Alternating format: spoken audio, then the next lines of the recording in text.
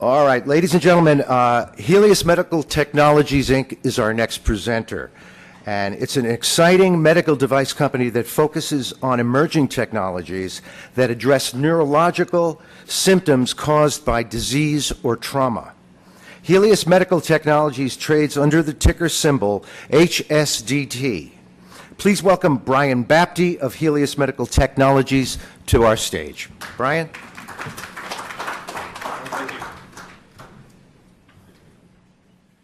Thanks very much, everybody, for being here. Again, Brian Bapty is my name at Helius. My name everywhere, actually, not at Helius. Just a 2-second background on myself. I was 8 years a biotech and healthcare analyst. I've been an iBanker in the sector, institutional sales as well. Went off to be director of research at a $500 million small cap growth investor fund, and started off into private equity thereafter. So I've seen a lot of healthcare deals. If you knew me from my prior life, they used to call me Dr. No, because I said no if you should invest in med device companies. This one was completely different, and this took me a little while to figure out. It was earlier in its evolution when I first saw it, but I saw in this company one of the best opportunities I've ever seen on the med device side for a number of reasons, and I hope I can convey that message to you. First of all, as the intro stated, we're involved in neurology. It's a non-invasive device we're working with called the PONS device for portable neuromodulation stimulator.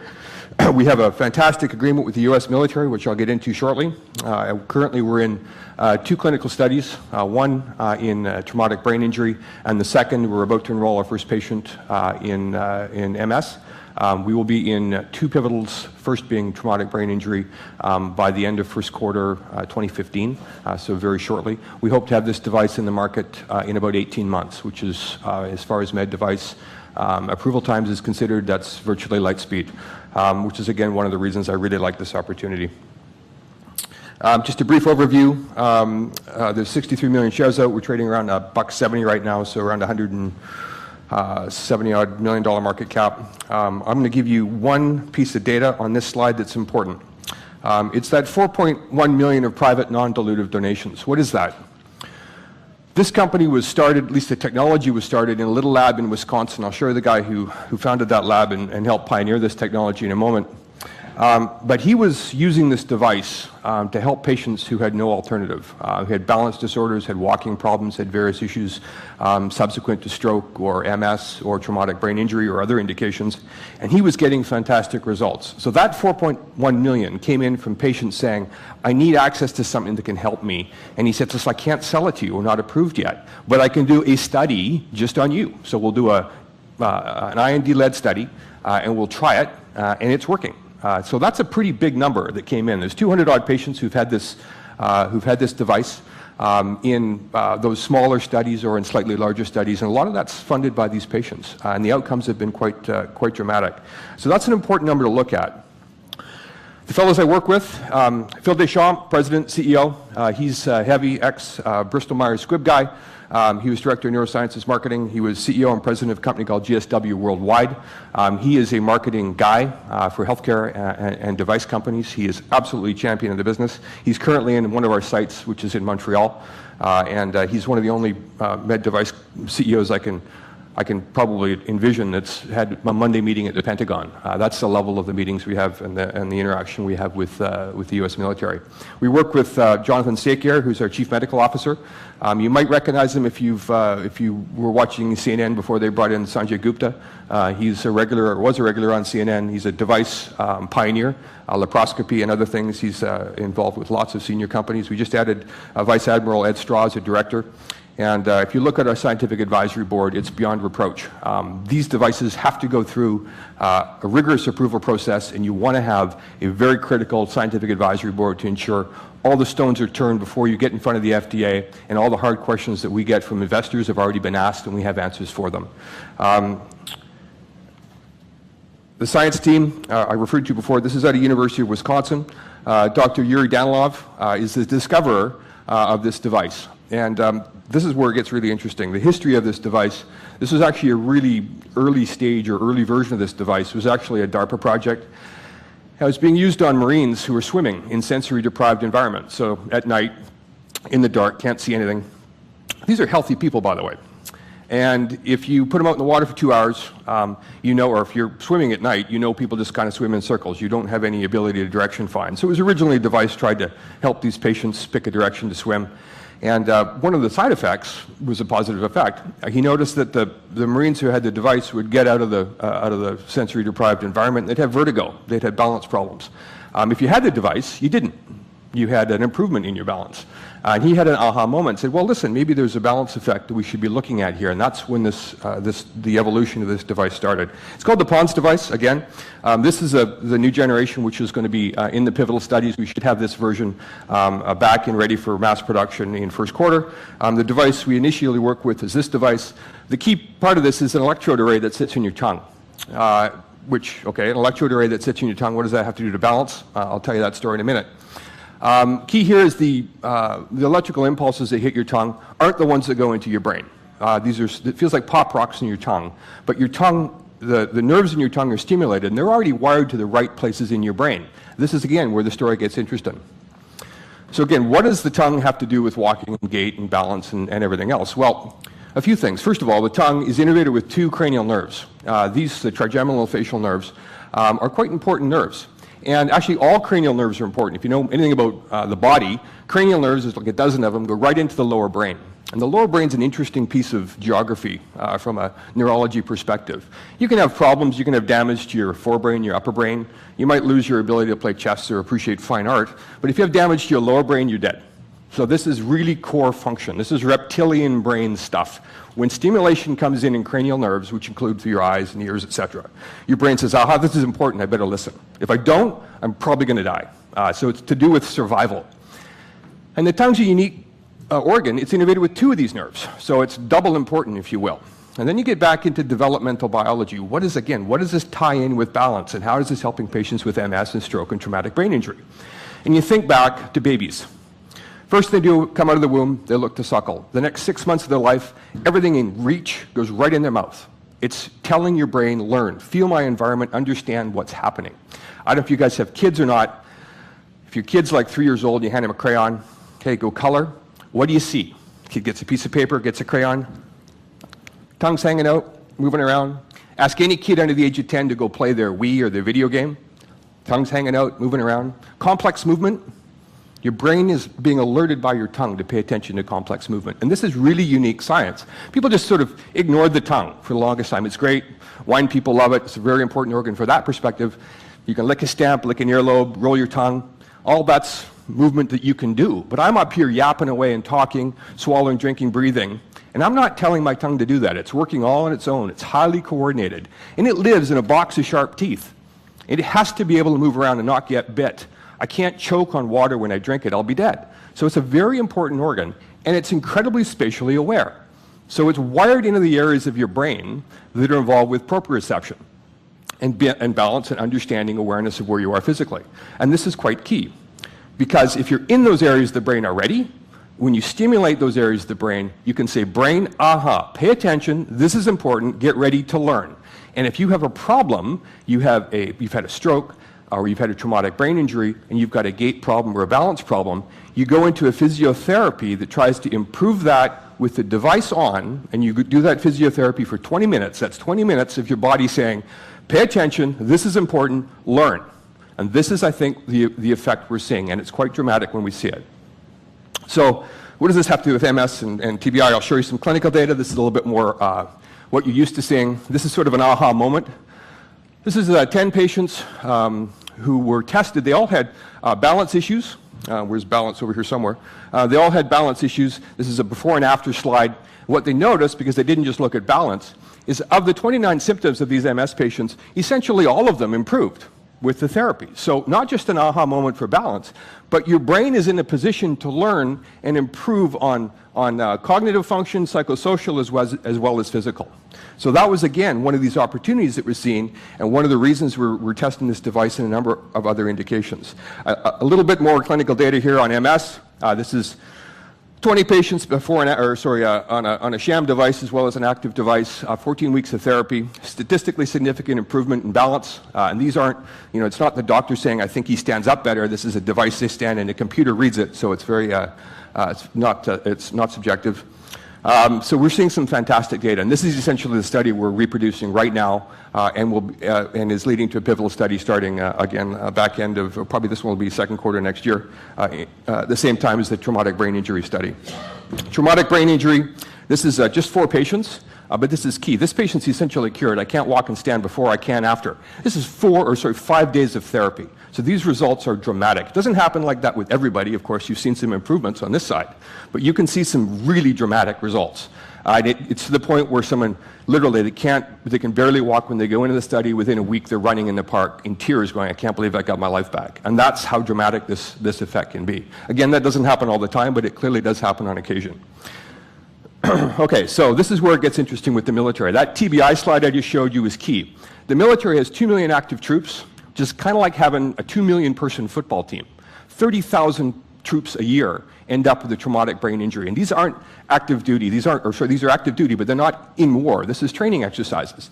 They're wearing body armor, full helmets, and you knock yourself around, you can rattle that egg, and you get traumatic brain injury. Once you fail physio, these patients have no alternative. They go on basically occupational therapy. It's a huge burden for the U.S. Army, huge burden for the government, and the civilian world is a huge burden as well.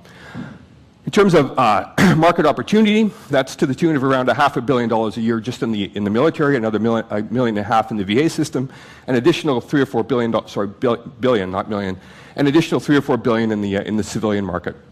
Every time you turn your TV on, you're going to see something about traumatic brain injury, kids playing soccer, hockey injuries, etc. This is the whole market we're looking at. There's concussive injuries as well as traumatic brain injuries. MVAs, sports and assaults are all contributing factors.